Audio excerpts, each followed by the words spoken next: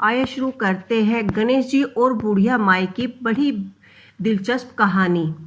गणेश जी और बुढ़िया माई खीर बनाने की कथा।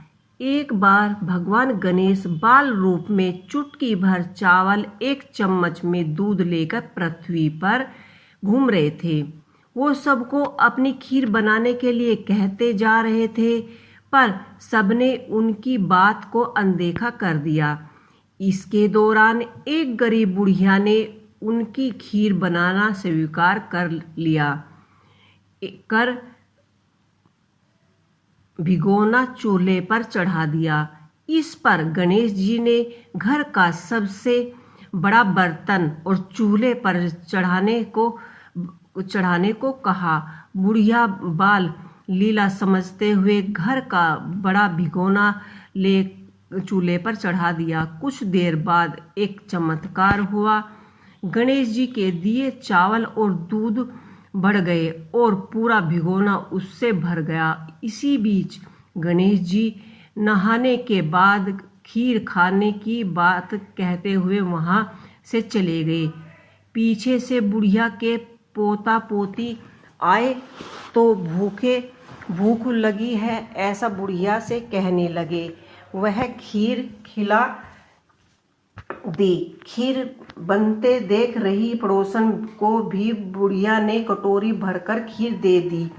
बेटे की बहू ने भी चुपके से एक कटोरी खीर खाने के साथ खा ली और इसके बाद भूख लगी तो बुढ़िया ने भी खीर खाने के लिए हाथ में ले ली और बोली, आजा रे गणेशा खीर खा ले। तभी गणेशा जी वहां पहुंच गए और बोले कि मैंने तो खीर पहले ही खा ली। जब बुढ़िया ने पूछा कि कब खाई तो वो बोले कि जब तेरे पोता पोती पड़ोसन व बहू खा रहे थे तभी मेरा पेट भर गया। इसके बाद जब बुढ़िया ने बाकी बची हुई खीर के उपयोग के बारे में पूछा तो गणेश जी ने उनसे नगर में बंटवाने के लिए कहा। जब बुढ़िया ने खीर बांटी तो राजा को भी इसका पता लग गया। इस पर उसने बुढ़िया को अपने दरबार में बुलाया और सारा माजरा जानकर उसने बुढ़िया का खीर का भोग अपने पास मंगवा लिया। पर राजा के महल में जैसे ही वह पहुंची उसमें कीड़े मकोड़े जानवर गिर गए।